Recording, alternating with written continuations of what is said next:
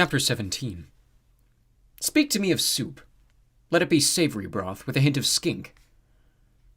My life didn't flash before my eyes, but I did find myself reviewing the past for anything I might have done to offend Nico D'Angelo. I imagined him saying, "Yes, these are the sacrifices," then taking Will's hand and skipping away into the darkness, while Rachel, Meg, and I were devoured by an army of costumed, muddy miniature frogmen. "These are not the sacrifices," Nico said, allowing me to breathe again. But I have brought you a better offering. I see you, O great Screechbling." Nico did not say screech, mind you. He screeched in a way that told me he'd been practicing troglodytish. He had a lovely ear-piercing accent. The trogs leaned in, sniffing and waiting, while Nico held out his hand to Will like, "Gimme." Will reached into his bag. He pulled out the desiccated lizard and handed it to Nico, who unwrapped it like a holy relic and held it aloft. The crowd let out a collective gasp. "Ooh!" Screechbling's nostrils quivered. I thought his tricorn hat might pop off from his excitement. "Is that a 5-line skink?" It is, grr," Nico said. "This was difficult to find, O Screechbling, wearer of the finest hats." Screechbling licked his lips. He was drooling all over his carabat. "A rare gift indeed. We often find Italian wall lizards in our domain, turtles, wood frogs, rat snakes. Occasionally, if we are very lucky, a pit viper." "Tasty!" shrieked a trog in the back. "Tasty pit vipers!" Several other trogs screeched and growled in agreement. "But a 5-line skink," Screechbling said, "is a delicacy we seldom see." "My gift to you," Nico said. "A peace offering in hope of friendship." Screechbling took the skink in his long-fingered, pointy-clawed hands. I assumed he would shove the reptile in his mouth and be done with it. That's what any king or god would do, presented with his favorite delicacy. Instead, he turned to his people and made a short speech in their own language. The trogs cheered and waved their chapeaux. A trog in a mud-splattered chef's hat pushed his way to the front of the crowd. He knelt before Screechbling and accepted the skink. The chieftain turned to us with a grin. "We will share this bounty. I, Bling, executive chief, officer of the troglodytes, have decreed that a great soup shall be made, so that all shareholders may taste of the wondrous skink." More cheering from the troglodytes. Of course, I realized, if Screechbling modeled himself after George Washington, he wouldn't be a king. He'd be a chief executive. "For this great gift," he continued, "we will not kill and eat you, Nico D'Angelo, even though you are Italian, and we wonder if you might taste as good as an Italian wall lizard." Nico bowed his head. "That's very kind." "We will also generously refrain from eating your companions." A few of Screechbling's shareholders muttered, "Oh, what?" "Though it is true that, like you, they do not wear hats, and no hatless species can be considered civilized." Rachel and Meg looked alarmed, probably because Screechbling was still drooling profusely as he talked about not eating us. Or perhaps they were thinking about all the great hats they could have worn, if they'd only known. Glow-in-the-dark Will gave us a reassuring nod and mouthed, "It's cool." Apparently the gift of giving, followed by the promise of not killing and eating your guests, was standard troglodyte diplomatic protocol. "We see your generosity, O Screechbling," Nico said. "I would propose a pact between us, an agreement that would produce many hats for us all, as well as reptiles, fine clothing, and rocks." An excited murmur rippled through the crowd. It seemed Nico had hit upon all 4 things on the troglodyte's Christmas wish list. Screechbling summoned forward a few senior trogs, who I guessed were his board of directors. One was the chef. The others wore hats of a police officer, a firefighter, and a cowboy. After a short consultation, Screechbling faced us with another pointy-toothed grin. "Very well," he said. "We will take you to our corporate headquarters, where we will feast upon skink soup and talk about more of these matters." We were surrounded by a throng of cheering, growling shareholders. With a total lack of regard for personal space, as one might expect from a tunnel-dwelling species, they picked us up and ran with us on their shoulders, sweeping us out of the cavern and into a maze of tunnels at a speed that would have put the Tory Silvestris to shame. "These guys are awesome," Meg decided. "They eat snakes." I knew several snakes, including Hermes' companions George and Martha, who would have been uncomfortable with Meg's definition of awesomeness. Since we are now in the midst of the Trog's encampment, I decided not to bring that up. At first glance, the troglodytes' corporate headquarters resembled an abandoned subway station. The wide platform was lined with columns holding up a barreled ceiling of black tiles that drank in the dim light from pots of bioluminescent mushrooms which were scattered around the cavern. Along the left side of the platform, instead of a rail bed, was the sunken packed earth roadway that the Trogs had used to bring us here. And at the speeds they ran, who needed a train? Along the right side of the platform followed a swift subterranean river. The Trogs filled their gourds and cauldrons from this source, and also empty their chamber pots into it. Though being a civilized hat-wearing people, they dumped the chamber pots downstream from where they drew their drinking water. Unlike in a subway station, there were no obvious stairways leading up, no clearly marked exits. Just the river and the road we'd have arrived on. The platform buzzed with activity. Dozens of trogs rushed here and there, miraculously managing their daily chores without losing the stacks of hats on their heads. Some tended cooking pots on tripods over fire pits. Others, possibly merchants, haggled over bins of rocks. Trog children no bigger than human babies frolicked around, playing catch with spheres of solid crystal. Their dwellings were tents. Most had been appropriated from the human world, which gave me an unpleasant flashback of the camping display at Macro's Military Madness in Palm Springs. Others appeared to be of Trog design, carefully stitched from the shaggy red hides of the Tory Silvestries. I had no idea how the Trogs had managed to skin and stitch the impervious hides, but clearly, as the ancestral enemies of the forest bulls, they'd found a way. I wondered about that rivalry, too. How would a subterranean frog people in love with hats and lizards become mortal enemies to a breed of bright red devil bulls? Perhaps at the beginning of time the elder gods had told the first Trogs, "You may now pick your nemesis," and the first Trogs had pointed across the newly made fields of creation and yelled, "We hate those cows!" Whatever the case, I was comforted to know that even if the Trogs were not yet our friends, at least we had a mutual enemy. Screechbling had given us a guest tent with a cold fire pit, and told us to make ourselves at home while he saw to dinner preparations. Or rather, he told Nico to make himself at home. The CEO kept eyeing Rachel, Meg, and me like we were sides of beef hanging in a shop window. As for Will, the troglodytes seemed to ignore him. My best guess? Because Will glowed, they considered him simply a movable light source, as if Nico had brought along his own pot of luminous mushrooms. Judging from Will's scowl, he did not appreciate this.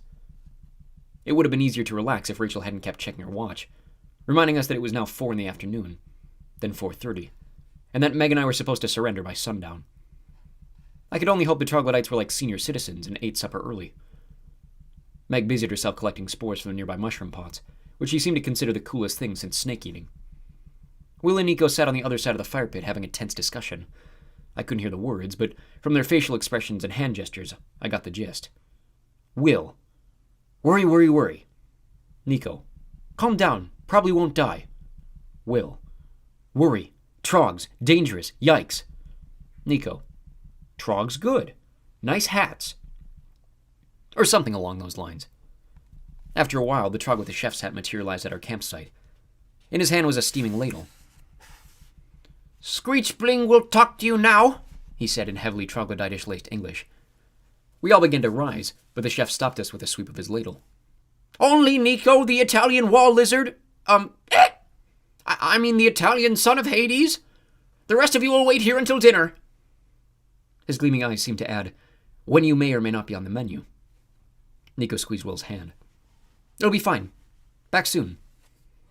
Then he and the chef were gone. In exasperation, Will threw himself down on his fireside mat and put his backpack over his face, reducing our Will Glow illumination by about 50%. Rachel scanned the encampment, her eyes glittering in the gloom. I wondered what she saw with her ultra-clear vision. Perhaps the troglodytes looked even scarier than I realized. Perhaps their hats were even more magnificent. Whatever the case, her shoulders curved as tense as a drawn bow. Her fingers traced the soot-stained floor as if she were itching for her paintbrushes. When you surrender to Nero, she told me, the first thing you'll need to do is buy us time. Her tone disturbed me almost as much as her words. When I surrendered, not if. Rachel had accepted that it was the only way. The reality of my predicament curled up and nestled in my throat like a 5-line skink. I nodded.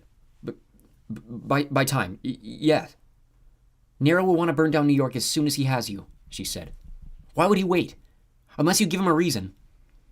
I had a feeling I would not like Rachel's next suggestion. I didn't have a clear understanding of what Nero intended to do to me once I surrendered, other than the obvious torture and death. Luguselwa seemed to believe the Emperor would keep Meg and me alive, at least for a while, though she'd been vague about what she knew of Nero's plans. Commodus had wanted to make a public spectacle out of my death. Caligula had wanted to extract what remained of my godhood and add it to his own power with the help of Medea's sorcery. Nero might have similar ideas, or, and I feared this was most likely, once he finished torturing me, he might surrender me to Python and seal their alliance. No doubt my old reptilian enemy would enjoy swallowing me whole, letting me die in his belly over the course of many excruciating days of digestion. So there was that to look forward to. What reason would make Nero wait? I asked.